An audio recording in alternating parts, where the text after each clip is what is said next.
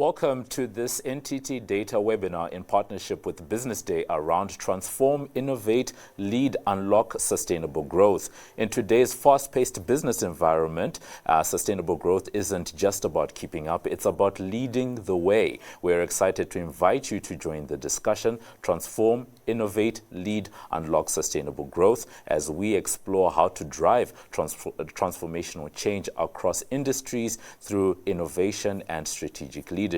Where change is constant, managing complexities is imperative. NTT DATA understands these complexities and is here to help you navigate them with confidence. Our experts will demonstrate how NTT's leading technology services and deep industry expertise can empower your organization to innovate, unlock new opportunities, and achieve measurable business outcomes. For today, we're going to be finding out how NTT DATA enables access to global capabilities with local expertise and scales transformation and innovation, how they are harnessing the potential of generative AI, and perspectives on an AI-driven future across industries. Now, today's session isn't only about us that are here in studio. We encourage you all to chat and interact with us. If you have any questions for our experts that will be joining us today, be sure to use the live chat function on the side of the screen. Finally, today's session is being recorded and the link will be shared in the thank you mailer, which will be sent after the event. So definitely make sure that you keep an eye out. For those on social media, the hashtag is hashtag NTT Data Live. Just repeating that, that's hashtag NTT Data Live. Getting into things for the meat and potatoes of today, why we are here, we're going to start off with the fact that NTT DATA, recently is the new name because Dimension Data has rebranded. This rebranded is not just about changing a logo and color palette, which looks vibrant, but fundamentally changing how the company serves the market by investing in deep expertise across industries to prepare organizations for an AI-driven future. NTT DATA has a bold and unique plan to accelerate not only IT transformation, but holistic business transformation, and do it in the age of AI. NTT observed the industry, saw the challenges, and said, we need to do something different and dramatically different from the rest. In our keynote for today, Alan Turnley-Jones, who is the CEO of NTT DATA Middle East and Africa, explains who NTT DATA is and why NTT DATA is South Africa's favorite IT services provider. Unfortunately, Alan couldn't be with us in studio with us, but he just joined us and gives a few words, just excited to tell us a little bit about who NTT DATA is, and he joins us from the Middle East.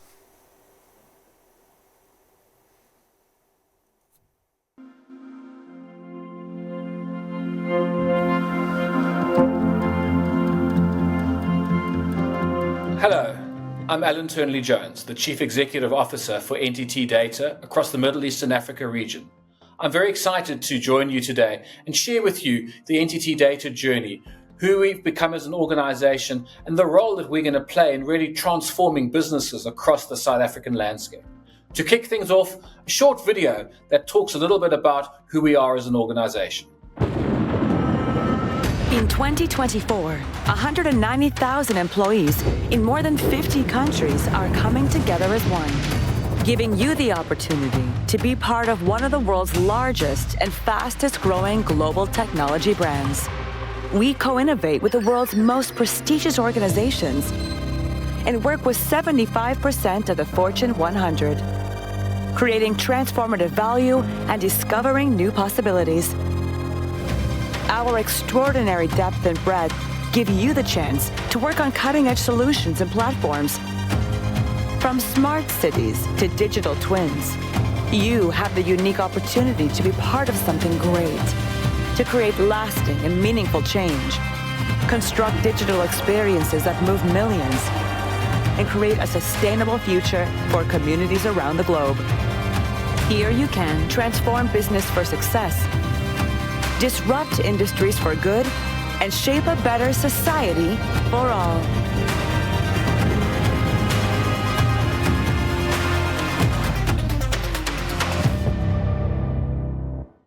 fantastic video, really showcasing who we've become as NTT Data. Over the next 20 minutes, I really want you to take away a couple of key things. First of all, we've spent a lot of time as an organization over the last couple of months ensuring that the portfolio of offers that we have, that we're taking to market, are relevant for you, for your businesses, and really can transform and make a difference in what you do in your client base. We'll talk a little bit about the capabilities that we have at scale, but most importantly, the fact that we've got local intimacy and proximity with skills spread across many of the cities in South Africa. Innovation, an absolutely key part of who we are as an organization and what we are doing to really innovate to the future, again, to ensure that we are relevant to you, but more importantly, the innovations that we take to you, you can take to your end customer. Sustainability is part of everything that we do today, and I'll talk a little bit and share the journey that we've been on as an organization internally, also what we're doing in the communities in which we operate in, and also in the offers that we take to you as clients. And lastly, it will come throughout the presentation, just the long-term perspective that we take as an organization. We really ensure that we have a client-first and employee-first philosophy. Incredibly important to us to ensure that we play an active part in ensuring not just the success of NTT Data in South Africa and the Middle East Africa, but the success of the countries and the communities in which we operate in. And why One NTT Data matters to you. The deep industry expertise we have, which I'll talk about a bit later, our broad portfolio of capabilities, and the global scale with local proximity in the markets in which we operate in. We're now part of a $30 billion organization operating in 50 countries across the world, the third largest data center provider in the world today, and the fifth largest IP backbone provider across the world. And in our local markets, incredible strength with our infrastructure solutions business that runs across the African continent and in South Africa.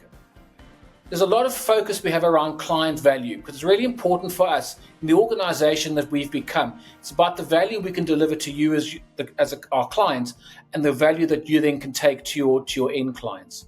We have deep relationships, and understanding of the businesses in which we operate. We've really spent a lot of time ensuring that we've got a very focused approach in the segments of the markets that we go after. And in many of our clients, we've got years and years of understanding your business to ensure that what we do, what we take to you is relevant to you as a business. Strong industry and technology expertise, and I'll touch on that as we go through this presentation. And importantly, we apply best practices across a diverse client base. So we really employ in our delivery organization best-in-class methodologies, best-in-class capabilities, best-in-class products to ensure our delivery of services to you. So ultimately, the value that we're going to deliver to you is brought about through many aspects of what we have access to now as the NTT Data organization.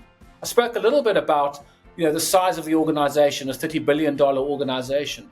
We're now ranked as the 6th largest global IT services provider in the world. You can see where we're placed, something we're very proud of. And it really gives us that scale and reach to ensure that we are relevant to you.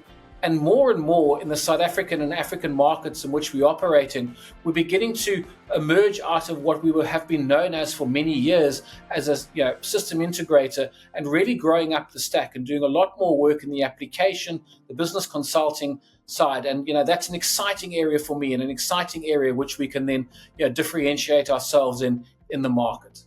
And if we look at the heritage and the journey that we've been on, NTT as an organization, created in 1952 as a public corporation, is established. In 1983, Dimension Data was founded as a network integration company in South Africa. In 1987, listed on the Johannesburg Stock Exchange. In 1996, we made an acquisition within Internet Solutions, and that has grown over many years into what we now know as the infrastructure solutions business in South Africa and the East Africa markets in which we operate. Dimension Data listed on the London Stock Exchange in 2001. And in 2010, a real milestone for us as an organization was when NTT acquired us. The journey from 2010 to 2020 was really, an opportunity for us to get to know the NTT organization and the NTT organization to get to know us. And we really began to work within the ecosystem of companies that existed in the businesses outside of Japan. In 2020, that all came together globally and in South Africa, where we unified all the different brands that we used to operate in, and we traded as Dimension Data in South Africa until 2024, when on 1 April this year, we changed our brand, we evolved our brand in a journey to become one NTT Data across the globe. A really exciting journey for us, and we've really embraced that as an organization, as a team, over the 10,000 people that operate within the Middle East Africa business. And we're now charting our course to the future and really igniting tomorrow today in what we do. I spoke a little bit earlier about the transformation we're going through and the access to the new portfolio of offers that we have in the organization. But starting off with, we really begin to see ourselves as this full stack transformation company, where we have the opportunity to really make a difference in the client base in which we operate. I think firstly, in taking a look on the left-hand side of the slide, as we transform ourselves from a system integrator, a platform transformer, we've got access to the full depth and breadth of capabilities. Starting at the top, connecting the executive North Stars to just enough advisory and strategy. As an organization, we are investing in our advisory and strategy capabilities. We've made investments in a number of verticals already, and I'll talk about that a little bit later. But our belief is that we really need to have that deep execution capability to really take what we are advising and the strategies that we're building with our clients and ensure that we can take it to the end destination. So a critical part of who we are as an organization. Underpinning that is ensuring that everything that we do and every way in which a client engages with us is a frictionless experience. And we are doing a lot of work around our processes to ensure that takes place. One layer going down below that, the work that we're doing around mining and automating processes, whether they be the processes in which we run our company by or the processes in which we're embedding in the way we deliver services to our clients, and ultimately working with our clients and co-creating more optimal ways of working, is a core pillar of how we are beginning to engage with the client base. Infusing AI and superintelligence into everything that we do. AI is spoken a lot about, and I've got a specific slide that I'll get onto that. But in the context of this stack, we are really making sure that in the way in which we're engaging with the communities and the clients, we're doing responsible work around AI and Gen AI to really accelerate, the time to value, the speed to I guess, value of what we're taking into the market. That is underpinned by run, transform, and building applications, something that we've been known for a long time. We continue to do this. We continue to really accelerate a number of areas, and we're breaking into new areas. You would have seen recent announcements in the South African market, of partnerships with Salesforce, where we're really beginning to go up the stack from an application perspective.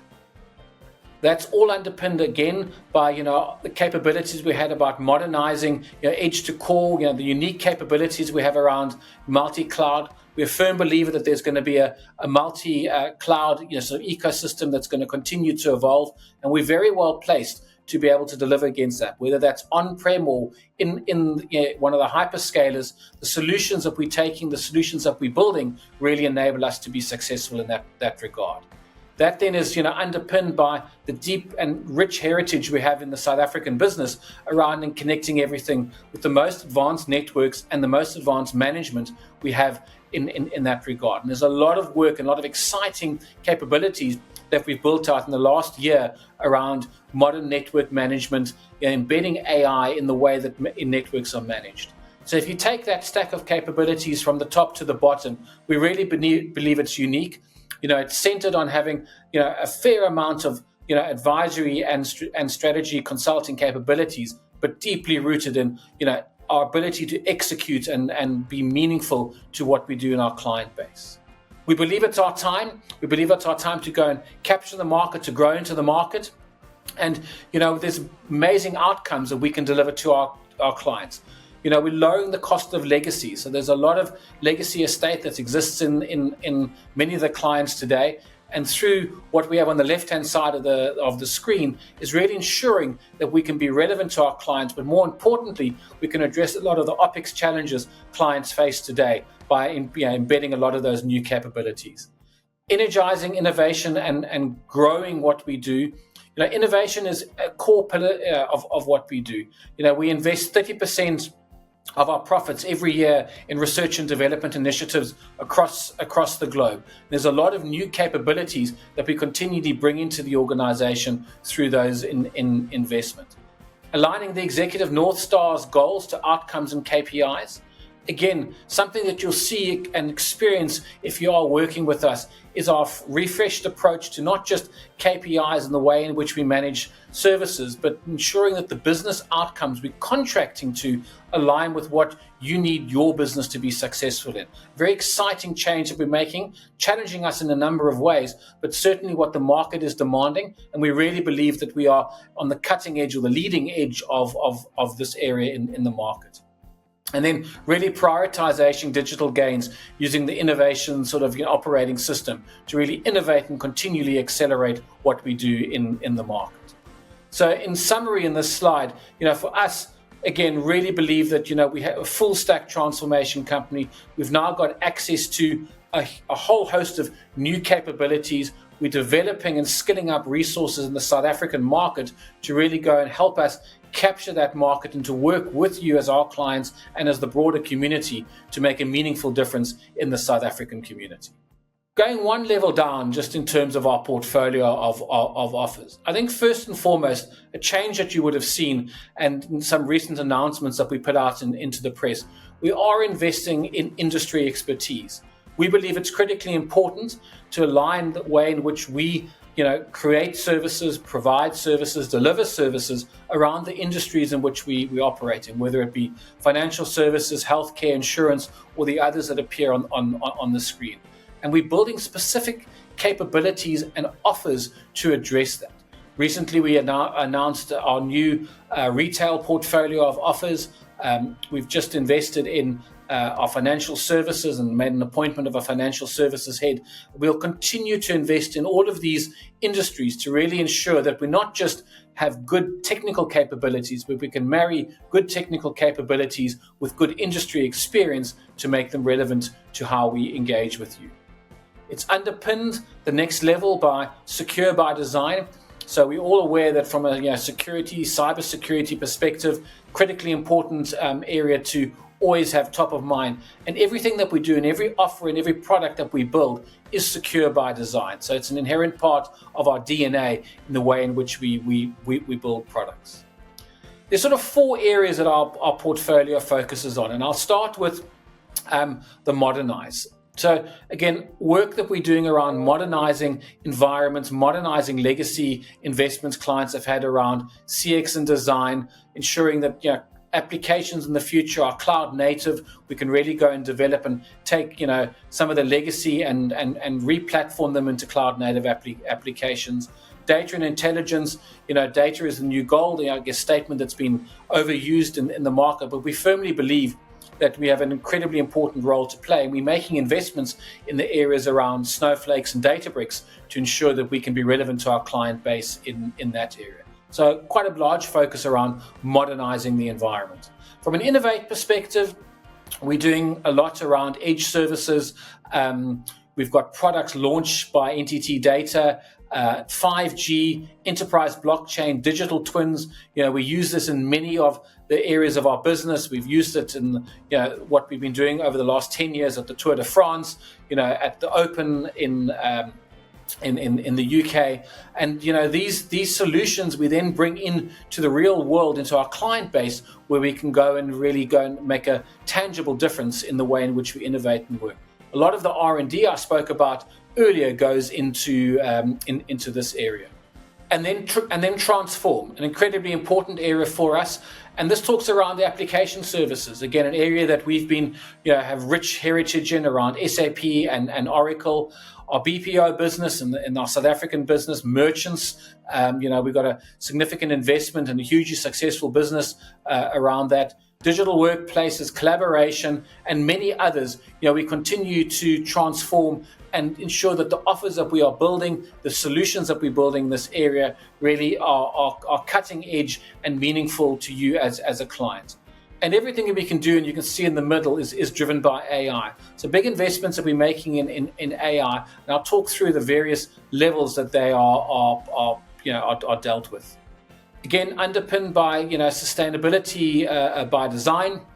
And a lot of our solutions are sustainable in nature. And in fact, many of the proposals that we take into you as our clients in the broader community talk about what the solution will mean in terms of carbon footprints, your ESG targets, and how we're contributing to the milestones that you need to achieve in the journeys that you go on as an organization. And lastly, everything that we do, in terms of our portfolio, how we take to market is ethical by design, really ensuring that the ethics plays through in all the solutions and the way in which we deliver things into the market. So an incredibly exciting portfolio of offers and deeply rooted again in expertise, in ability to deliver. And on that point, maybe just to give you a sense of, that global capabilities I spoke about very, very earlier. We've got a large organization, over 150,000 people, spread around the world. You can see South Africa is called out as a global delivery destination. We've got delivery centers in Johannesburg and Port Elizabeth. I'm very proud of the fact that we deliver services both to our local markets, but also by creating, new jobs for people to go and deliver services into many of the other markets that we operate in around the world. So, well done to the teams in the South African business. We've got nearshore and large, other onshore presences in many of the other markets that we operate in. And something that I spoke about earlier is really that local intimacy and proximity. In terms of our operating model, we always want to make sure that we have people as close to our clients as possible. And by design, we ensure that the decision-making in how we engage with our clients is as close to our clients as possible.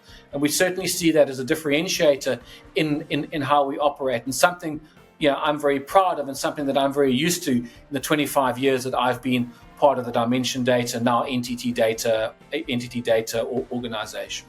I spoke a little bit earlier about, the sort of innovation and the investments that we're making in R&D. And for me, this is one of the most exciting, slides that I can talk to, because what sits within it and what sits behind it is really going to be differentiating in nature.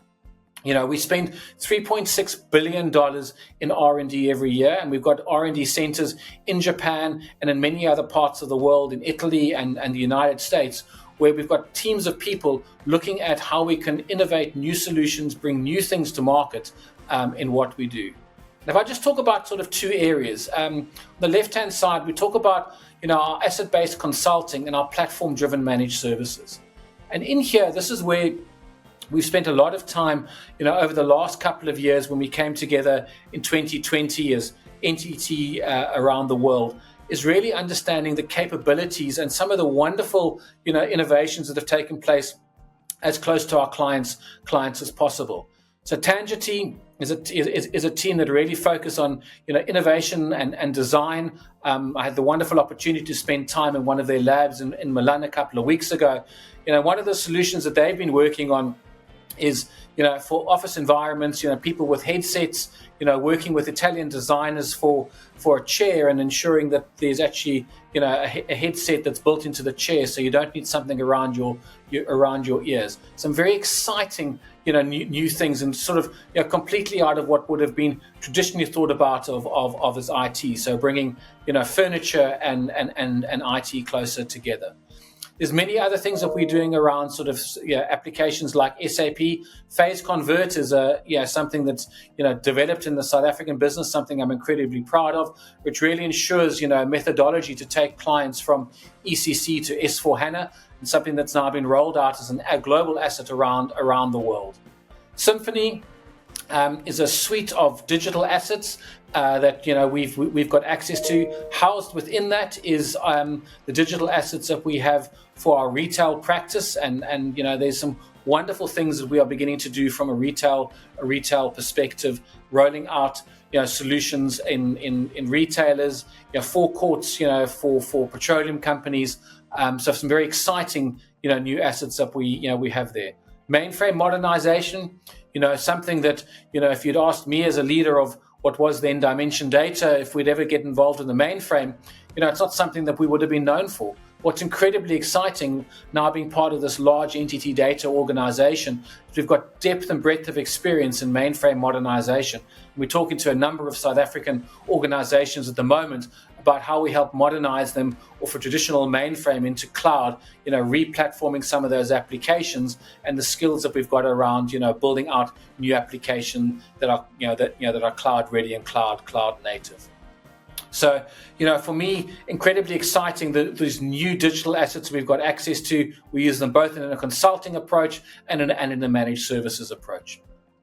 On the right-hand side, we are an organization that works with partners, and you'll see many logos that I've already spoken about, but it's for us it's incredibly important to co-innovate with our clients, but also innovate and develop assets with our partners. So we're doing a lot of work with the partners on the screen, and you would have experienced and seen us show up in the market very close to these partners, and we continue to do so. And then lastly, I spoke about a number of these digital assets and Symphony and, what we're doing in the retail space. But it's not just about retail. It's really a portfolio of some wonderful digital assets. I'm going to play you a little short video clip that really, sort of excites and gives you an insight into why Symphony and what it means for you as our clients.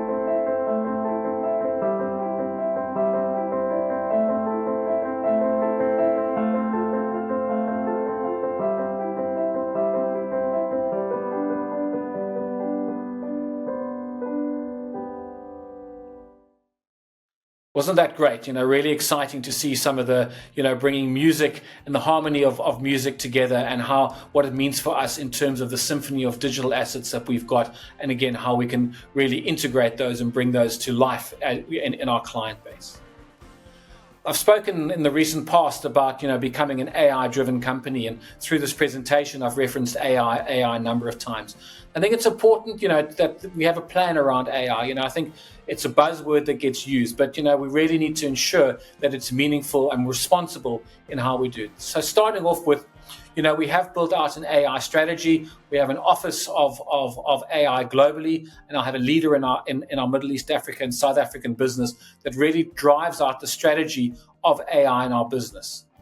The business model is being created, and Gen AI by design, the principles that we are applying in our innovation and ensuring that all of our offers really leverage that is something important to us, because again, we need to be measuring the success around what we're doing in AI in the way in which we do developing these offers.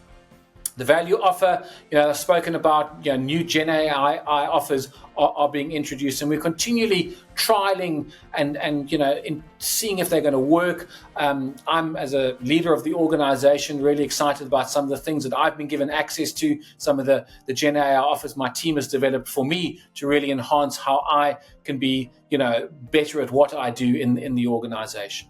Our delivery models are continuing to evolve, and we're looking at how we're embedding Gen AI and AI in the way in which we deliver services to our clients.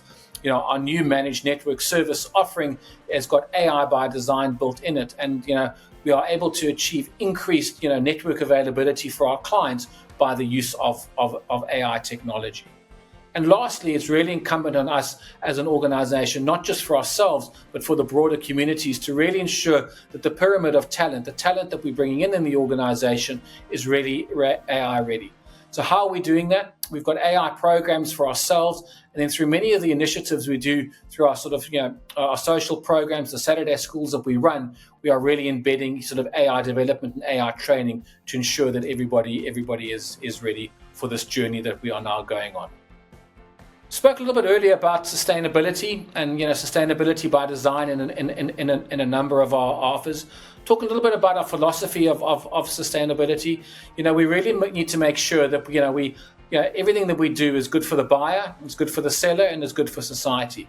I think to get the balance right is absolutely important to us. And we've made some bold commitments to the market. By 2030, we want to be net zero in our data center environment. We're helping clients become sustainable. And I spoke a little bit about that earlier. A lot of the offers, a lot of the proposals, a lot of the solutions that we're taking to market really have sustainable solutions built within them.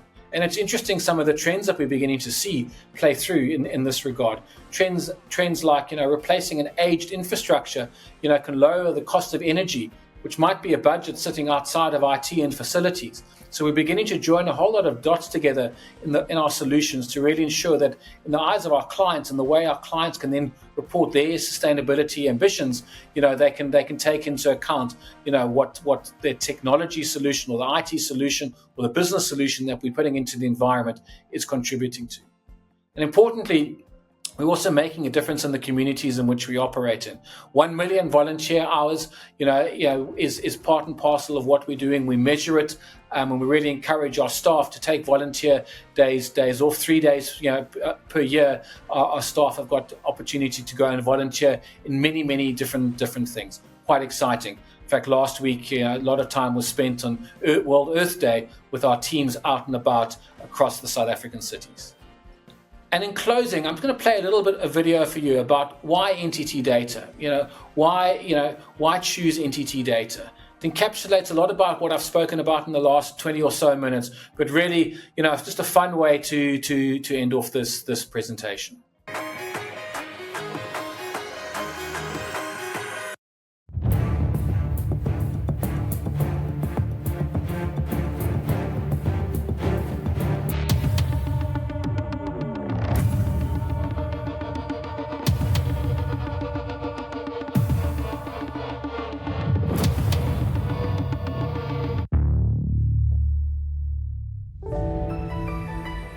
One of the key strategic decisions we took was to go to a managed services relationship with NTT Data. One of the things we benefit from and enjoy is, in fact, their depth of understanding of our industry. They were really concerned about understanding how the business was actually working to ensure that we had the right fit. Just incredible to see what we developed together and the new experience we created for fans.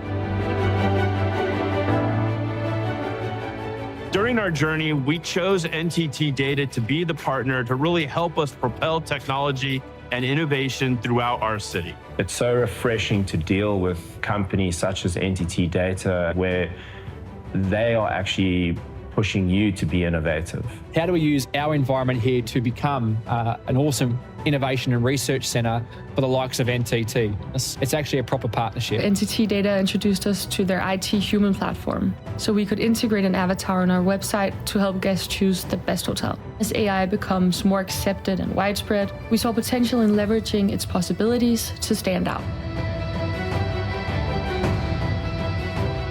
Our technology in our classrooms is built around humans first. That is because NTT have been so extraordinary. It's so important to work with partners who not only understand the technology, but who understand what the school is trying to do. If we can save a life, that's the true value of what a connected city is. Honestly, the partnership with NTT DATA has been really a special deal because we share this experience together.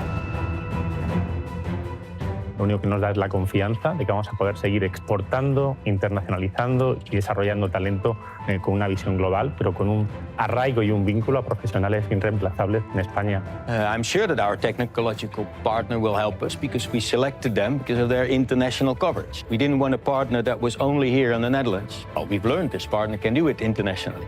El motivo de elegir a NTT DATA como compañero de este viaje fue principalmente su conocimiento funcional del mercado de gas, tanto a nivel nacional como internacional, donde cuentan con referencias muy relevantes. Our growth was not by accident, and our transformation with the help of NTT DATA was not by accident. We are really here to serve Middle America, and we prefer not to evolve, but architect our way into the future. Birlikte çalıştığımız NTT DATA ekibi bize dijital dönüşüm sürecimizde önemli destekler vermiştir. Onların uzmanlığı ve deneyimi sayesinde bu dönüşüm yolculuğumuzu daha etkin bir şekilde yönetebildik ve başarıya ulaştık. For us, with what NTT offered, it wasn't just a slight tweak, it was a real leapfrogging of technology, which would then allow us to grow even further.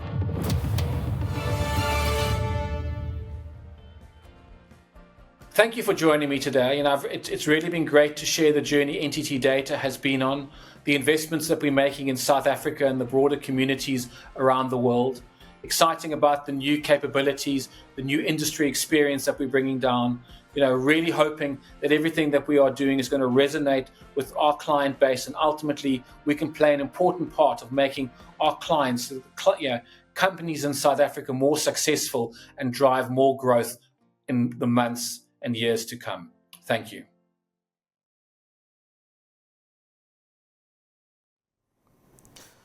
Thank you so much to Alan for that insightful view of NTT DATA's journey, vision, and mission. As you can see, and here there's a lot to unpack in this NTT webinar in partnership with Business Day around transform, lead, unlock unsustainable and unlock sustainable growth.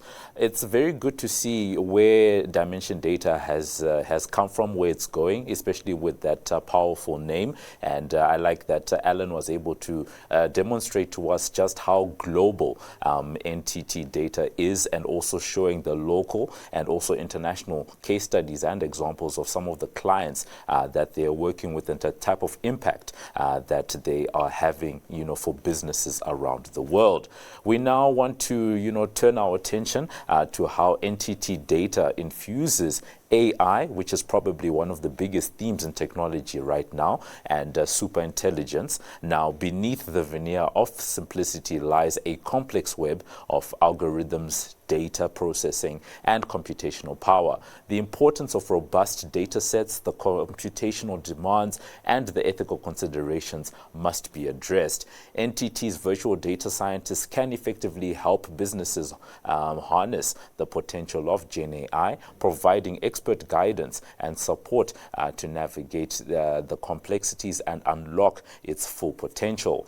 We're joined today by Chris Wiggett, who is the Director of AI over at NTT DATA Middle East and Africa, and he's going to be talking to us and explaining the complexity and simplicity of implementing AI.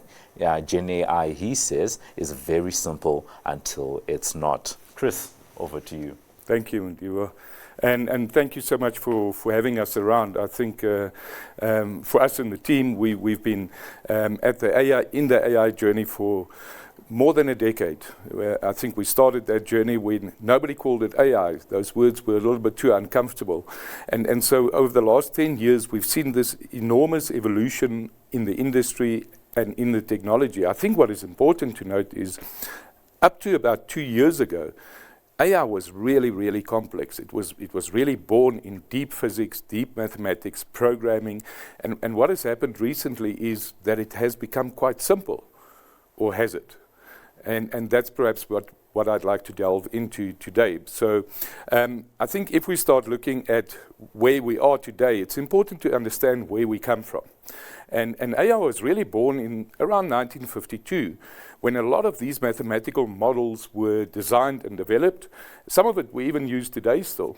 But for quite a long period of time, these technologies, these models were mostly living in academia, and that almost led to a fairly extended ice age of AI, if you like.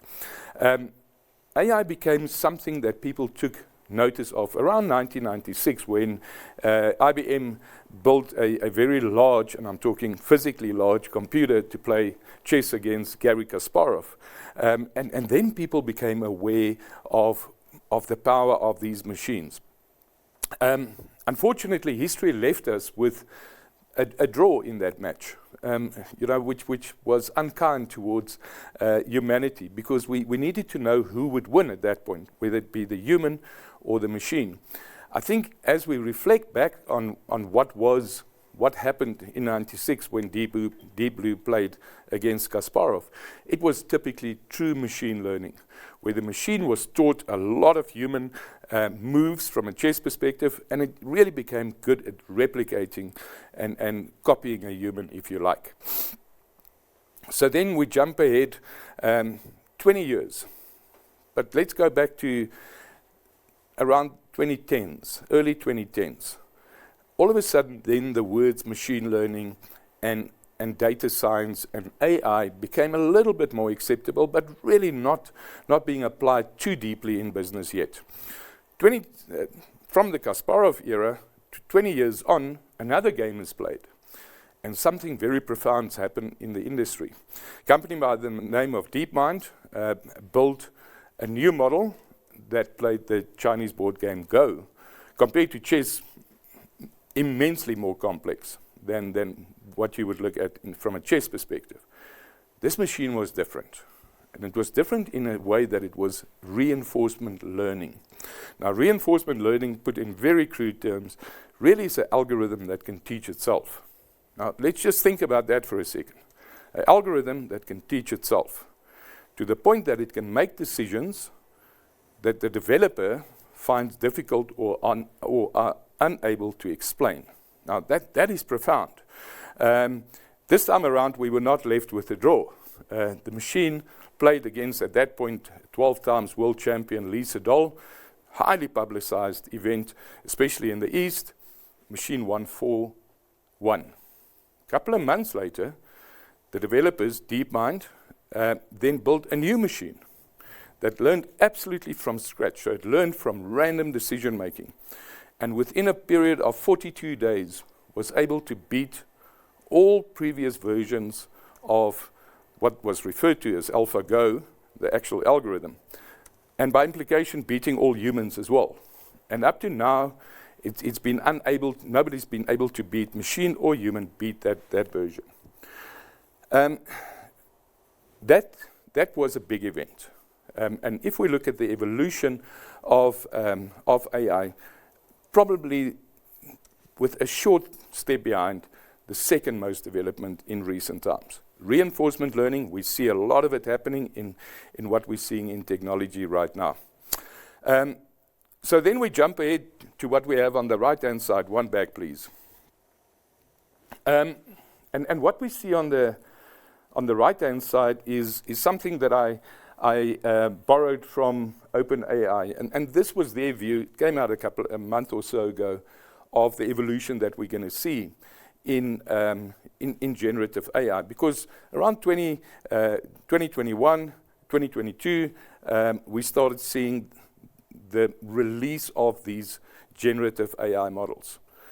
And At that point, everybody knew that this was probably the number one event in AI. Very impactful, because everybody could use it. And we remember the first time everybody used it. You know, I can ask it any question and it can give me an answer.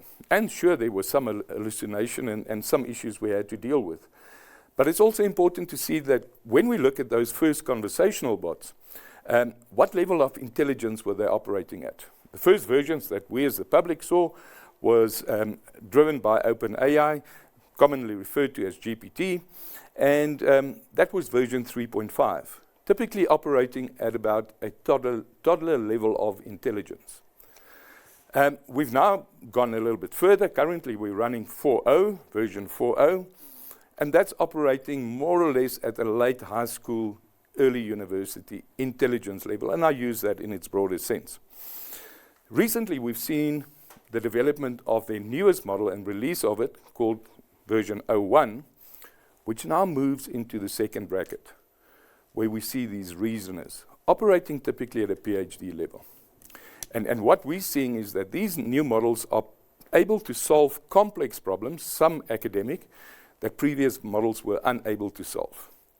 So that was, in a matter of a couple of years, we've seen this massive escalation almost of the technology. Something that has existed for 70 years, in the last couple of years, we're seeing a lot of movement. What do we expect, and what can we expect in the near future? And we refer to the term, we will see something happening soon. When is soon? In the AI world, soon is somewhere between tomorrow and the next 24 months. Nobody really knows, but we can really accept that it will be quicker than what we anticipate.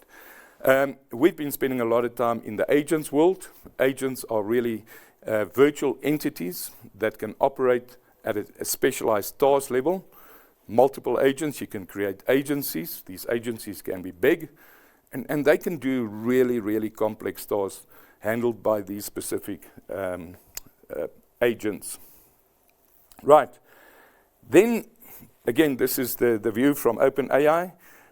What do they see after that? And so the reason as agents, my view is it'll become more or less one phase, and agents can be built already. Innovate is where things become a little bit more serious, I suppose. And when you can give these models, these machines, really complex problems, and it will come up with innovative ideas. Ideas that might even include new AI models that we haven't seen before.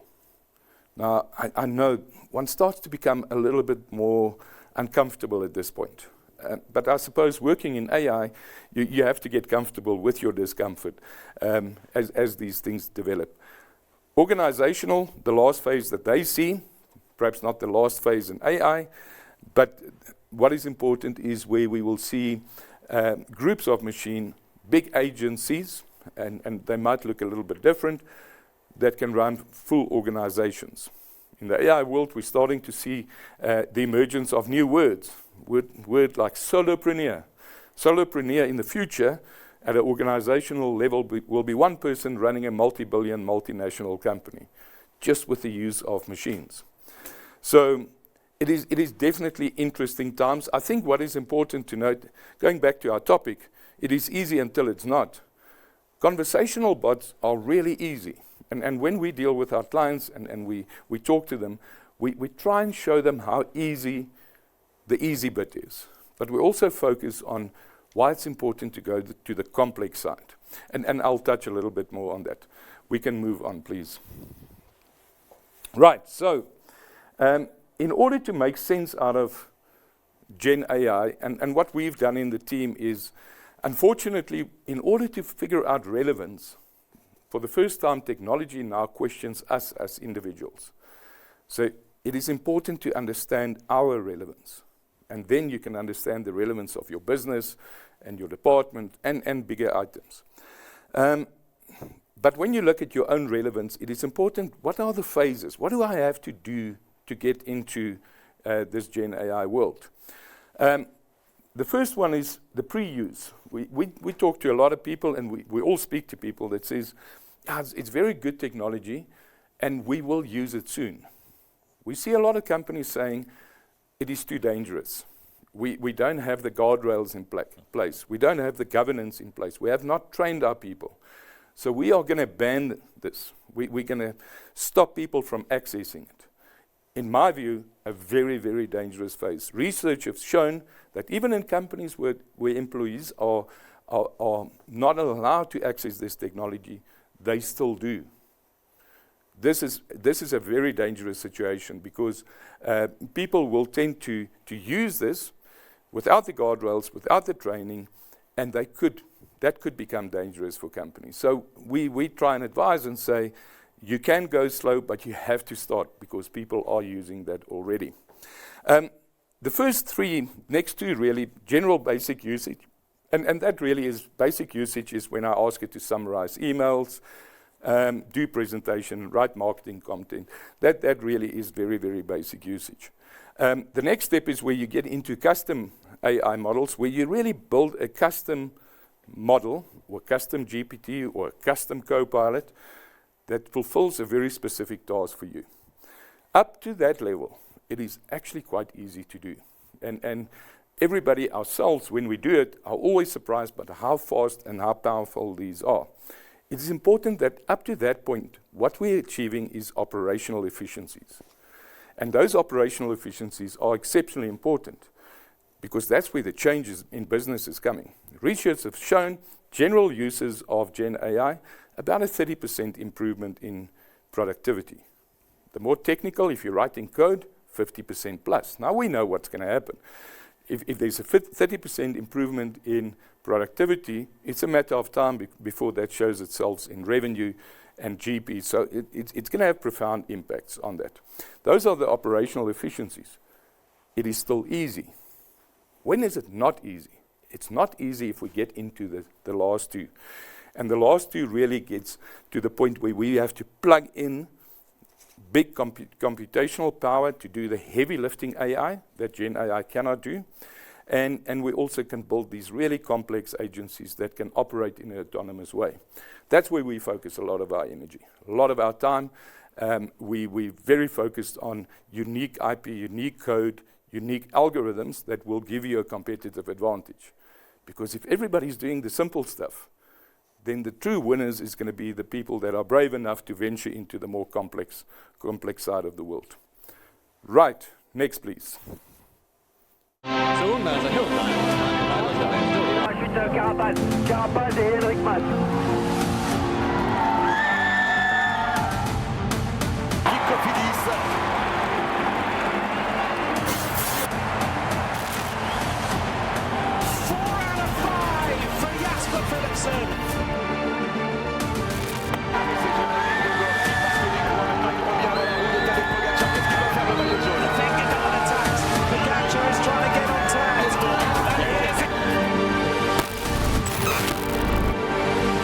Created by NTT DATA.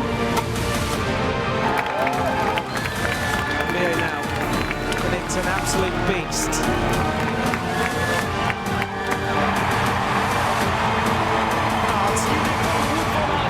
He decides that this is his day.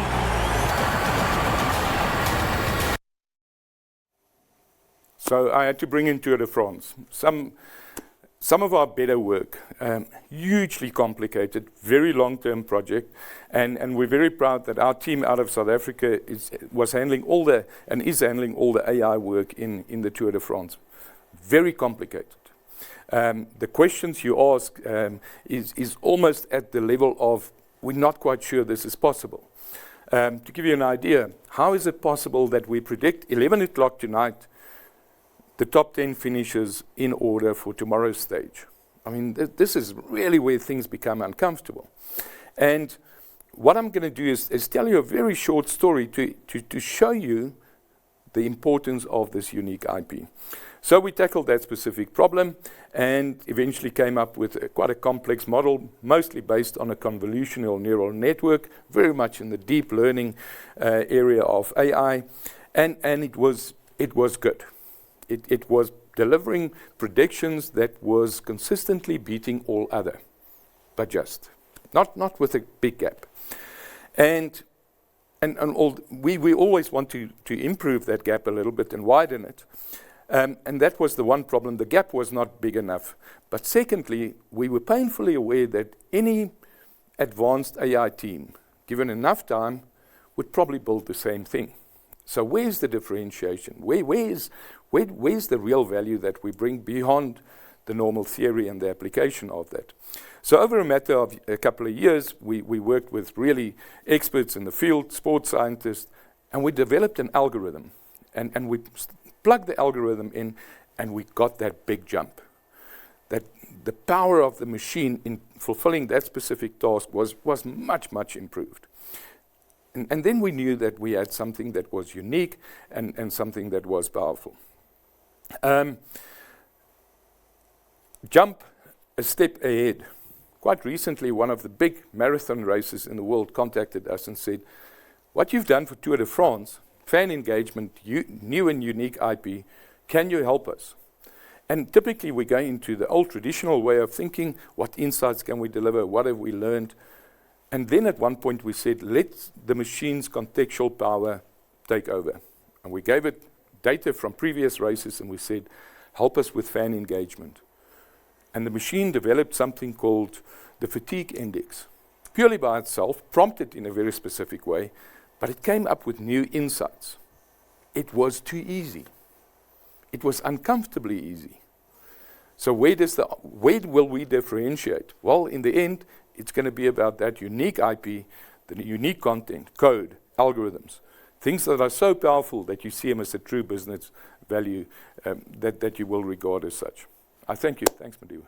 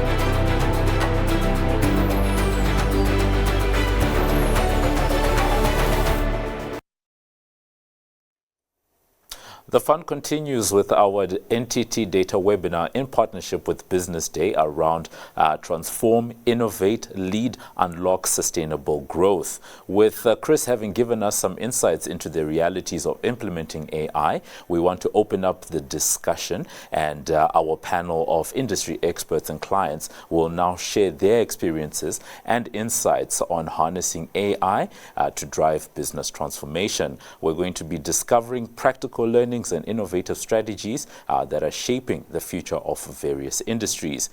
With me, you can see we have an esteemed panel, is Chris Wiggett, who just presented just now. He is Director of AI at NTT DATA, Middle East and Africa.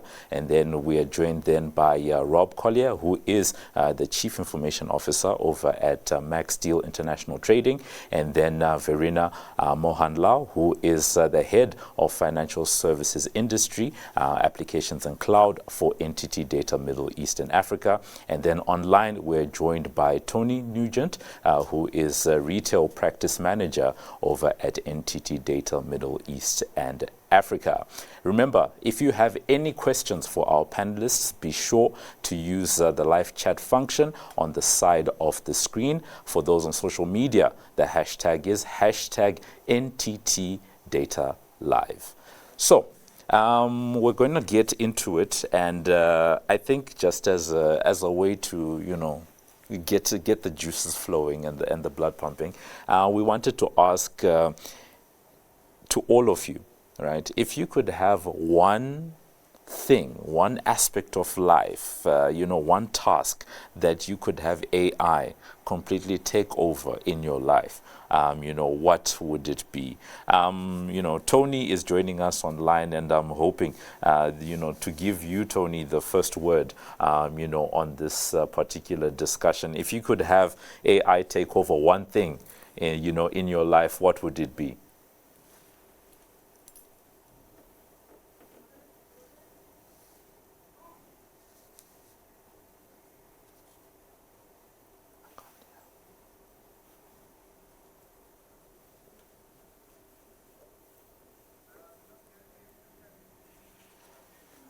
Hi, Tony. Tony, I think you are on mute.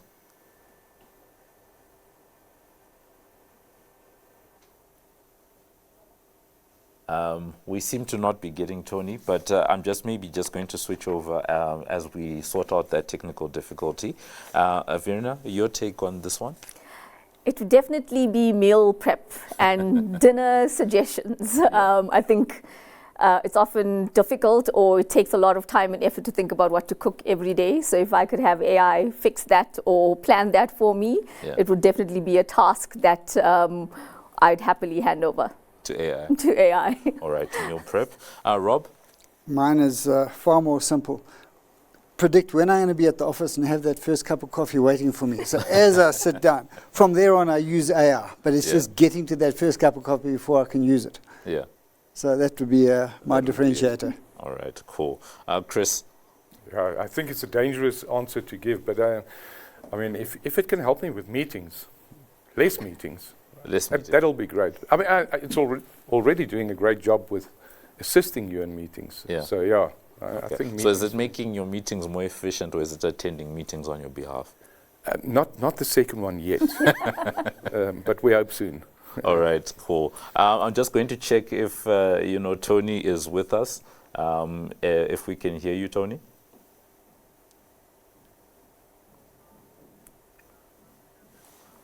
All right. It looks like we're still having that technical difficulty with Tony, but we're just going to continue of this. Maybe a good place for us to start, is Chris, because you've just spent the last couple of minutes leading us into how you're leading the AI team, some of the things that NTT is doing. One of the easy questions that's always asked is, and I don't know whether it's still a fair question to ask 2 years after ChatGPT. Of course, you said that AI has been there for decades, right? But in its current form or current conception and understanding, is AI a fad or something fundamental that is actually going to drive value? Yeah.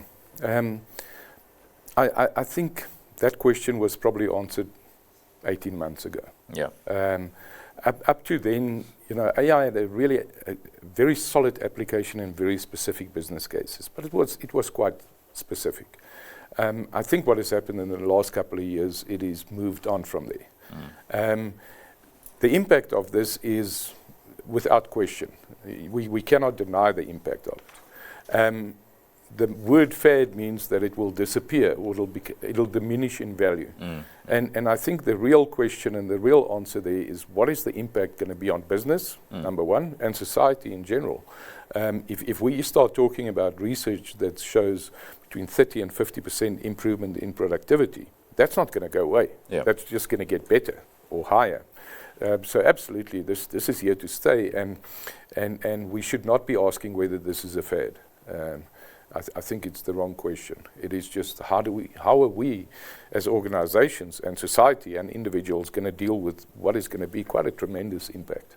Okay. It is an interesting, space to be in, and I like the fact that, you point to the last 18 months as a way to sort of check that we have value that's being driven, from these AI systems, right?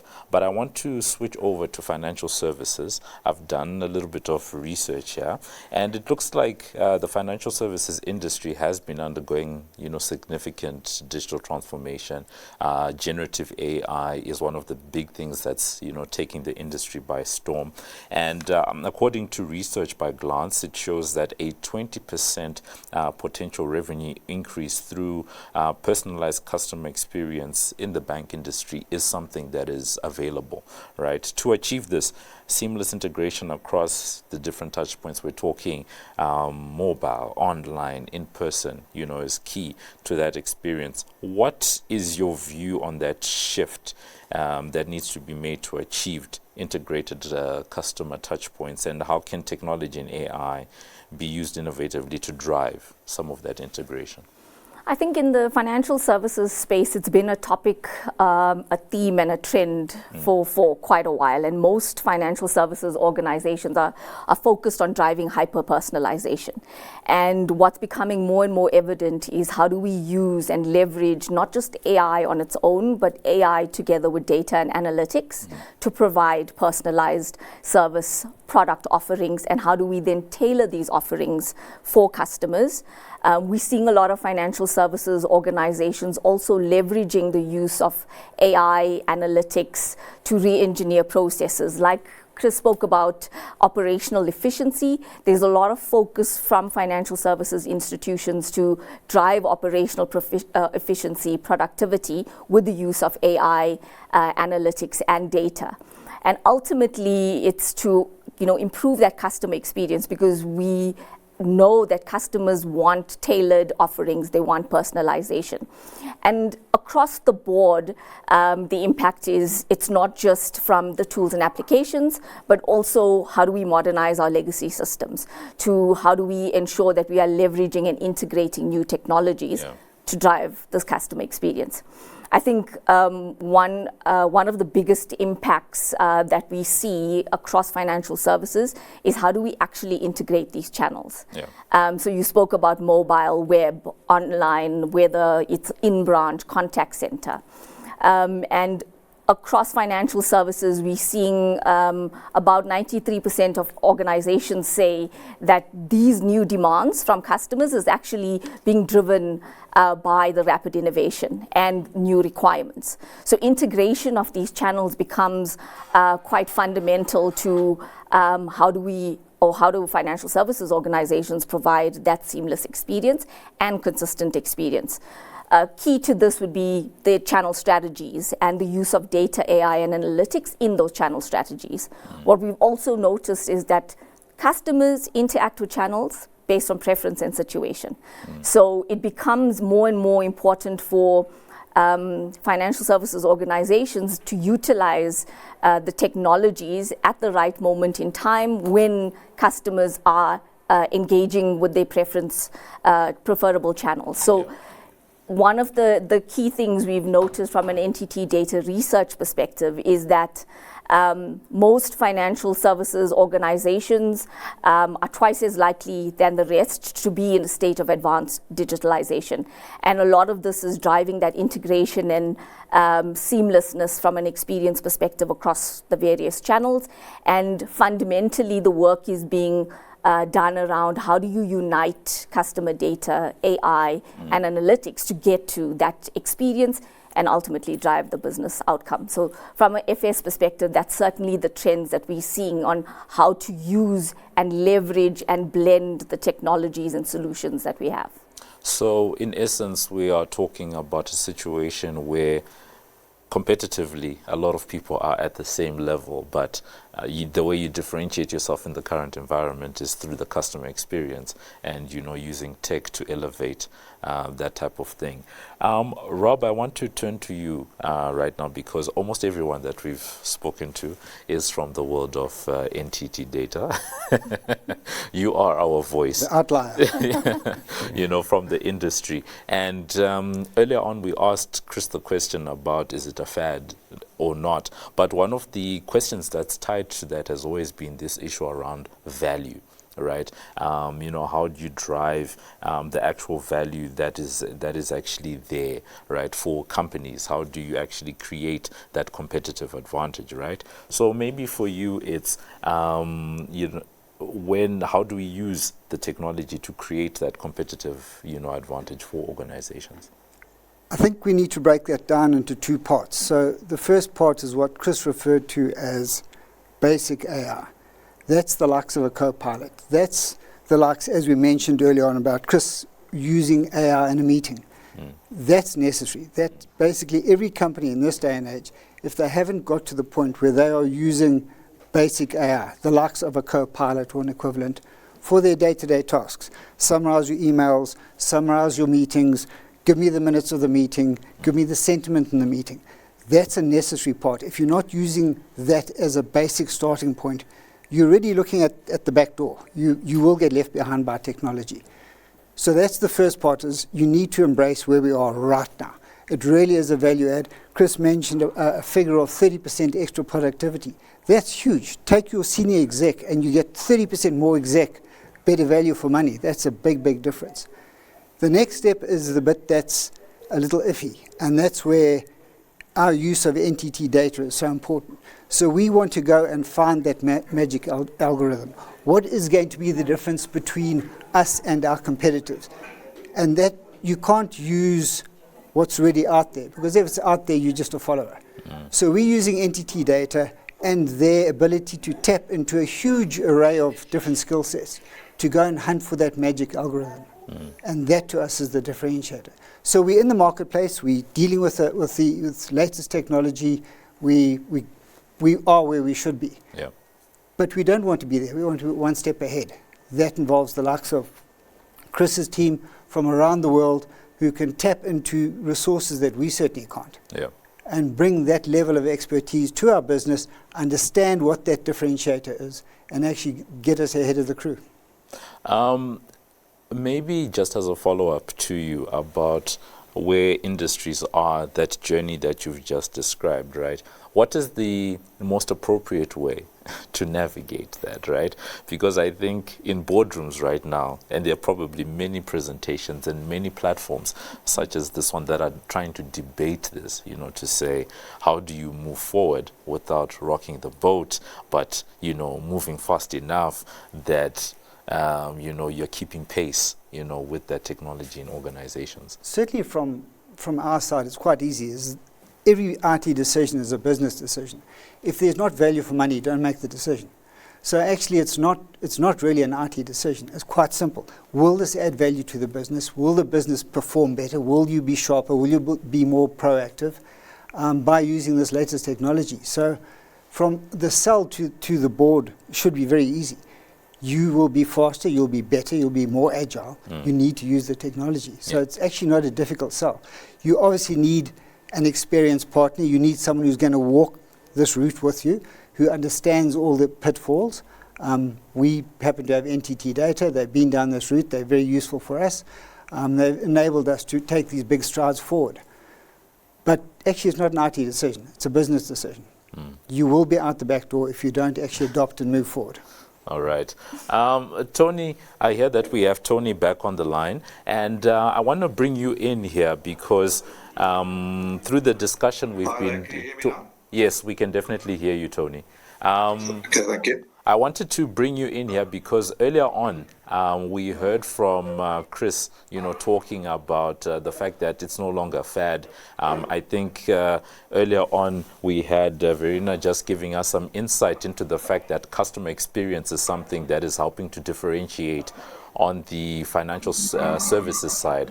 But when it comes to retail, where do we stand there? Because that's a sector that is trying to grow revenues. You have retailers trying to grow revenues, but in a sector that is, more or less, stagnant, right? So what, in your view, is the effectiveness of customer experience and customer analytics in retail, for South Africa?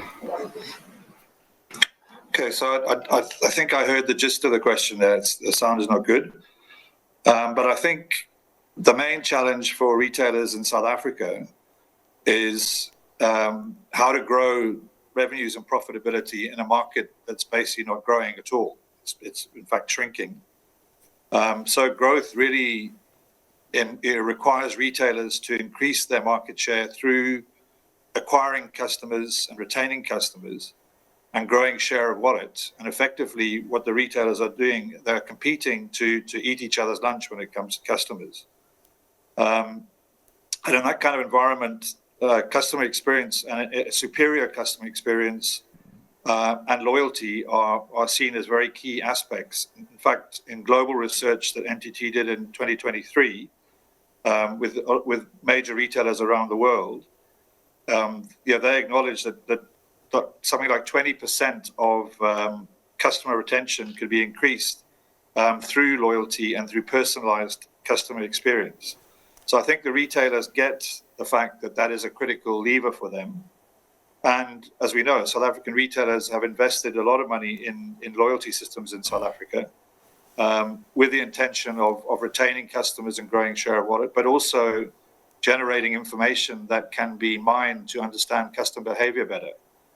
And every consumer in South Africa carries a number of those loyalty cards in their wallets or on their phones.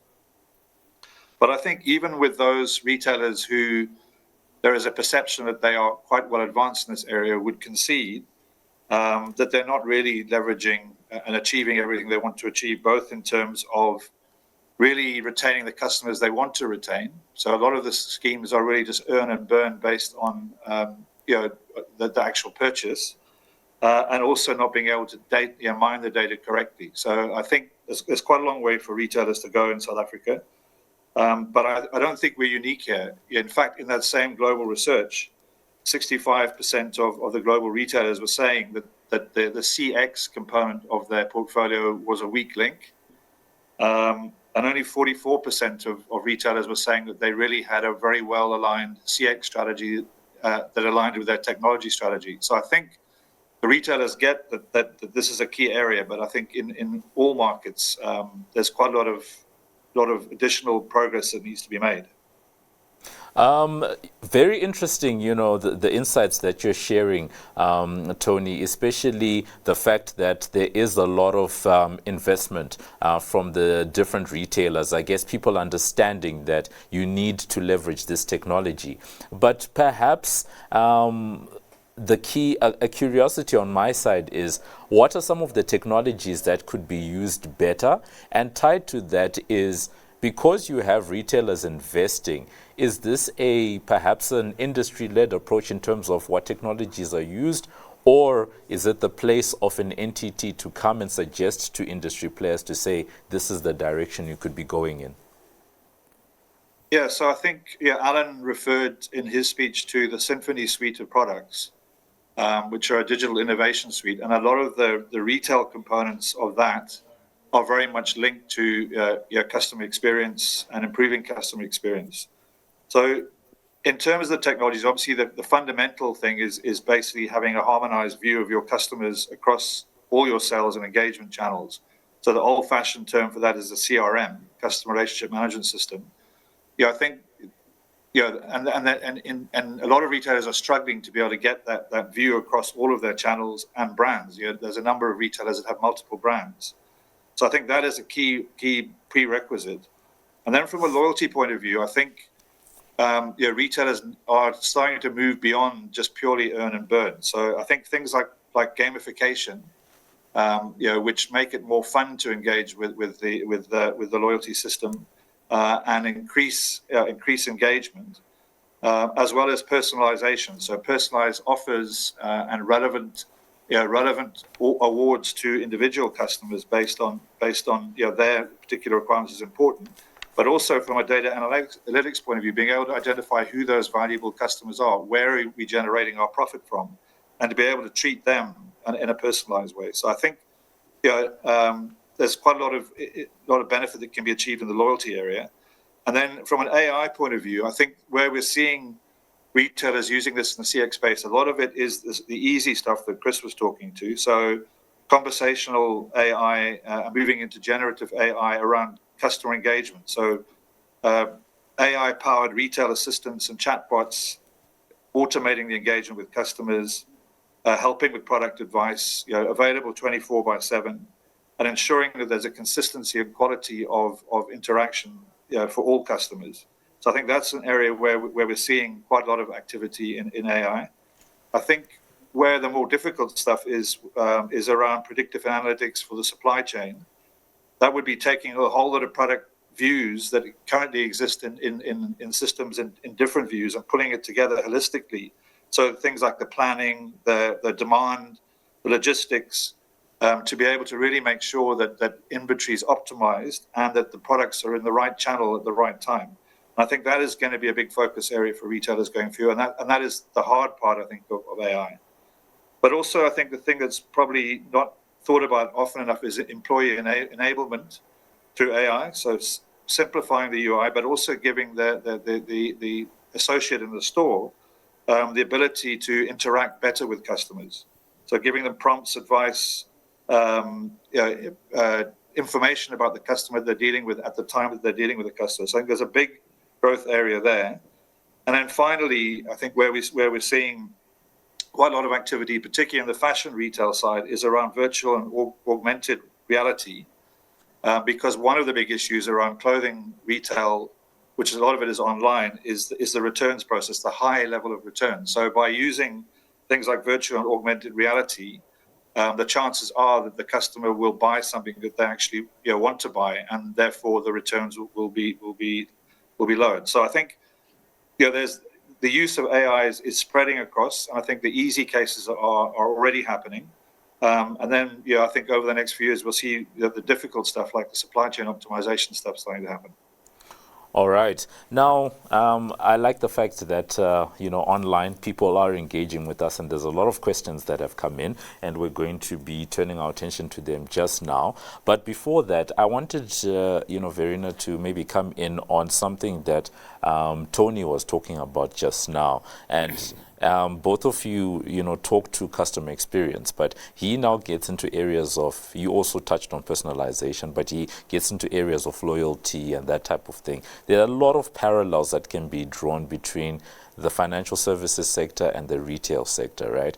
But to make all of this happen, you sort of have to trust your data, to institutions, to companies, to businesses. Maybe you could talk to us about striking that balance right now, because when I went to school for information systems, we always used to talk about that at the very basic level, databases on their own is garbage in, garbage out, and at the most extreme level, the information you're entrusting in these systems, right, has to come from somewhere. It has to be good information, but people must trust it, and people must be. So how do you strike that balance?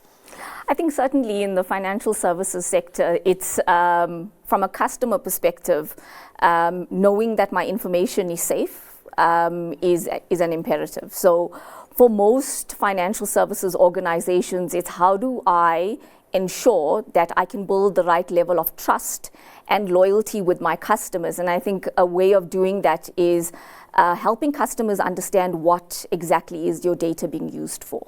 So when I give information to my bank or my insurer or any of my financial services institutions, what exactly is my data being used for?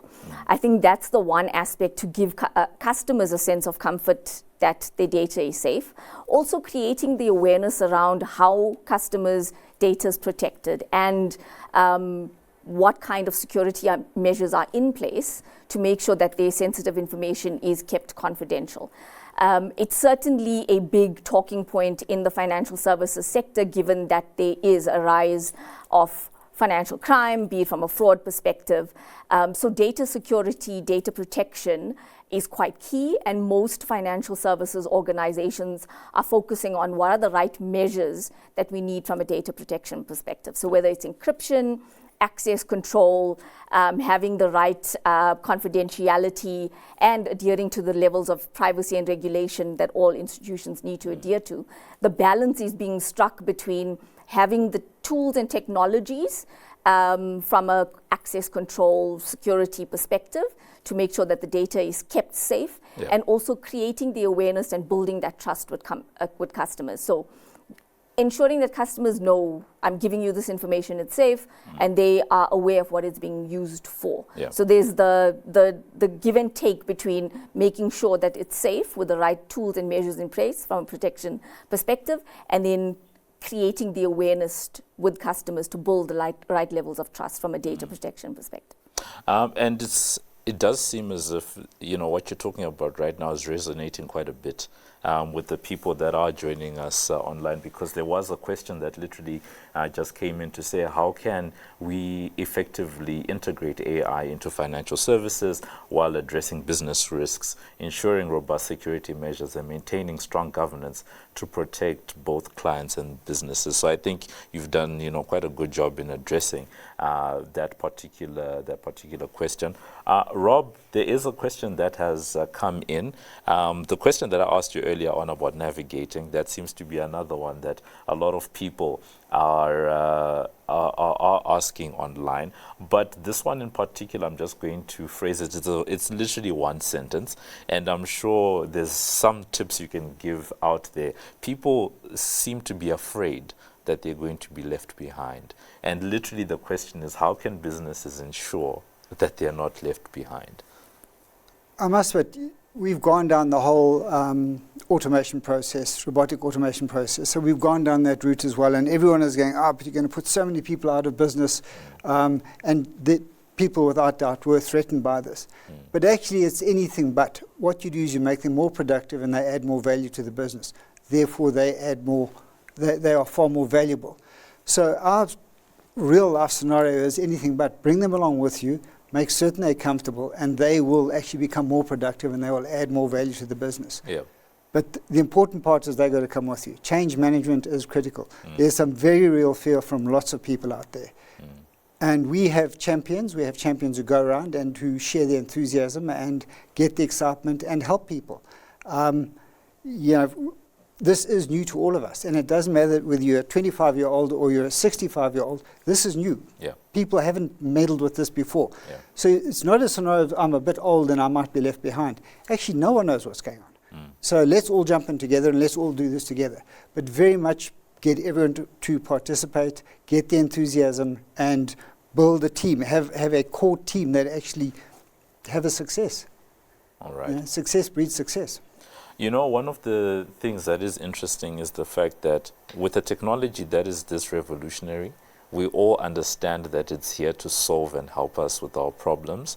But I guess there's that inherent fear, that you're talking to say that we all recognize it, and perhaps the fear is maybe a proof point that instinctually we understand that this technology is, quite revolutionary. And there was an interesting question that's come in. I think we have time for maybe 2 more questions. And Chris, I'm going to give this one to you because I found it interesting. They're saying, how can AI assist in solving the medical infrastructure facilities that most African countries are faced with? I'm guessing it's an infrastructure problem or deficit that they're trying to address. Do you have, if I understand correctly, we're talking medical infrastructure. Yes. Yeah. I mean, AI, I think is going to, there's a couple of reactions one can have. Yeah. Is to say that if you're in less developed countries, the risk is bigger. Or the alternative is to say the potential is bigger. Yeah. We know that something like medical facilities all across Africa, I think it's a very valid point. There is not enough of them, and like with anything that is in short supply, they're typically in the wrong place. Something like AI in general, and especially the contextual power of what we're seeing in the more recent models, I think can quite quickly, in a fast, very cost-effective way, come up with different answers to what we've had before. Previously, in order for us to say, you know, we're going to build a clinic somewhere in a rural African country, it was a very, very complex task to do, and a very long one, and costly. I think now we're at the point where you can almost ask these questions as you go, and fail very fast, and then get to a very real answer. I think that Gen AI specifically, there is a threat to less developed areas of the world, but we should not look there. We should look at the true power we can utilize that for, to build solutions, new solutions to very old problems. New solutions to very old problems, and I think that's, you know, one of the places that is likely going to see a lot of innovation, you know, over time. I'm very keen to see, we've seen a lot of advancement in terms of robotics in the medical sector. I'm very keen to see how the AI is going to advance us even further. Yeah. Tony, we are giving you the last word on today's discussion. There is a question that has come in specifically for you, which just says, how important is the role that employees play in digital innovation strategies for retail, and what can be done there? Yeah, I think if you look at a retailer, the second highest cost of the cost of merchandise, typically in a bricks and mortar retail, is the people cost. And in South Africa in particular, there's a very high degree of churn, and we're a very large country, where there are retail outlets and sites scattered all over the place. So I believe that one of the things that technology and digital innovation can help with is upskilling people, at a site level, and being able to refresh that training on a regular basis, and dealing with things like churn. So we're seeing already that some of the big retailers that are rolling out, for example, new point of sale solutions, are rolling out something like 150 stores in a weekend using this kind of technology to impart information to the employees. And then I think, as I said, having online assistance to the employee in helping deal with customer queries is also something in maybe the higher end retail, like fashion retail, which is going to become more and more of an important capability to have. So I think the focus on employee from a digital innovation point of view is going to become more and more important. And it certainly, helps us to bring today's discussion to an end, because the role of technology is very important. I remember back in the day, we used to say that, some of the best technology is the technology that you don't even know is there, right? And it simply points to the fact that there's going to come a point where AI is going to be so ubiquitous that we won't even, know that it's there. We pull out our phones on a daily basis. For some people, it's up to 50 times a day, and it's just technology, that just works. No one is sitting there thinking about, the cell phone tower that's in the area, the amount of data that's flowing through their phone, and how much RAM or memory their phone has. The technology just works. And we always have to remember that once upon a time, at intersections in the 1800s, there used to be people that were physically there to change the traffic light from red to orange to green. And it feels that, we are in that moment right now when it comes to AI. And I hope that that puts a little bit of a seed in everyone's mind. So that brings us to the end of our NTT Data webinar in partnership with Business Day around Transform, Innovate, Lead, Unlock, and Unlock Sustainable Growth. Thank you so much to everyone who was with us, watching and engaging from wherever you are in the world. Today's session is not only about us, as I said, and we thank everyone, who participated. Thank you to everyone who chatted and interacted with us. Thank you to everyone who threw out a question to our panel of experts and, got the juices flowing and got some interesting responses from our panel of experts. As mentioned, today's session is being recorded, and the link will be shared in the thank you mailer, which will be sent after the event, so keep an eye out for that. As always, for those on social media, the hashtag for today, has been NTT Data Live. The day would not be complete without our panel of experts who were generous and gave of their time, shared insights, and hopefully sowed a seed in us all about how technology continues to shape our lives and ways of doing business. Last but certainly not least, thank you to NTT Data for partnering with Business Day on this amazing session. So that's been it for today. From me, Mudiwa Gavaza, it is good day and take care.